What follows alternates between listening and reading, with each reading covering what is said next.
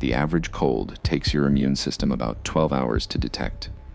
You won't feel a single symptom for at least 2 more days after that. That means for nearly 48 hours, your body is already fighting a war you don't know exists. 4 stages happen inside that war. You only ever feel one of them. Here's what happens in the other 3 and why stage 3 is the one that decides everything. Right now, if you're breathing through your nose, there's a real chance something is already inside one of your cells, copying itself. You feel nothing, no itch, no pressure, nothing. So how does an infection start without a single warning sign? Here's the part nobody tells you. Your body isn't slow to react. The virus is fast to hide. A rhinovirus, the most common cause of a cold, doesn't attack your cells. It breaks in. It finds a specific docking point on the surface of your nasal cells, called ICAM1, and locks on like a key, finding the one lock it was built for. Once it's in, it doesn't destroy the cell.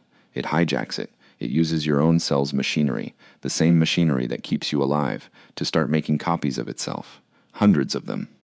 Then thousands. And your immune system hasn't even noticed yet.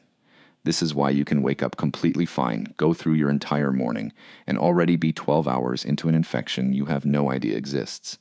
The invasion isn't loud. It's not supposed to be. Silence is the virus's best weapon. But silence doesn't last. Somewhere in the next few hours, something inside you is about to notice, and when it does, it's not going to react quietly. But once that infection is finally noticed, your body doesn't stay quiet for long. 12 hours in, and you're still fine, still no symptoms, still no idea. But something changed. Somewhere in your nasal tissue, a cell just got compromised. And for the first time, your body noticed. So why can't you feel it yet? Because your immune system doesn't scream first. It whispers. The infected cell releases a chemical called interferon, literally a molecule whose only job is to warn the cells around it. Something's wrong here. Prepare yourself. It's not attacking anything yet. It's just spreading the alarm, cell to cell, quietly building a perimeter before the real fight starts. This is the exact moment your body switches from unaware to aware, and it happens hours before you'll feel a single thing. But once that alarm spreads far enough, something strange happens.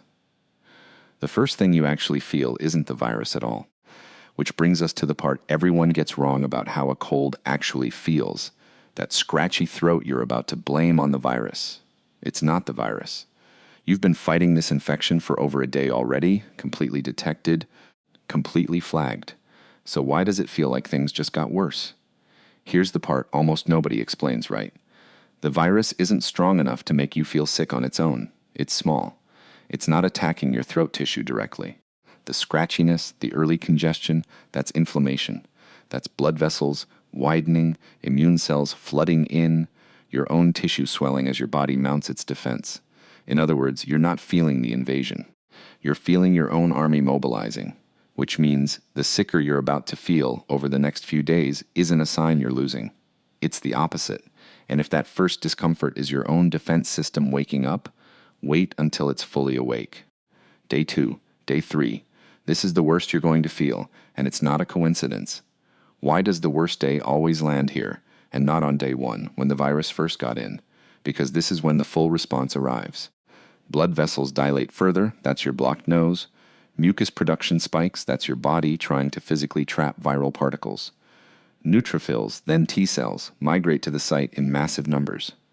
Your body even reroutes energy away from other functions to fuel this response, which is a big part of why you feel so exhausted. Here's the paradox. The worse you feel right now, the harder your immune system is working, and the more effective it's actually being. Peak suffering is peak defense. But your body doesn't just defend quietly anymore. It starts fighting back. Physically, your body isn't just defending anymore at this point. It's actively fighting back, and you can feel it happening. The sneeze that just made you grab a tissue wasn't an accident. It was a weapon. Is sneezing just an annoying side effect? Or does it actually do something? It does something. A sneeze can expel air at speeds that launch respiratory droplets and viral particles trapped in them out of your system entirely. It's not a malfunction. It's forced expulsion, engineered by evolution. Same with the mucus you keep blowing out. It's not just discomfort.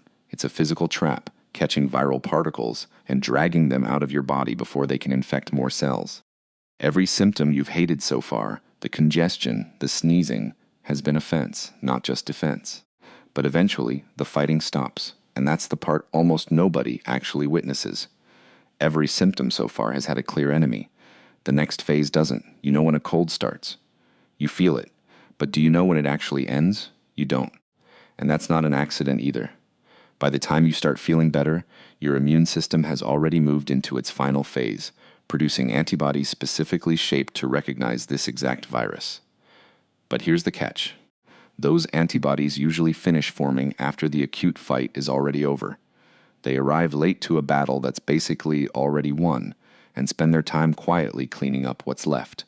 Some of those defenses stick around as memory cells, ready to react instantly if this exact virus shows up again, which sounds like permanent protection. It's not.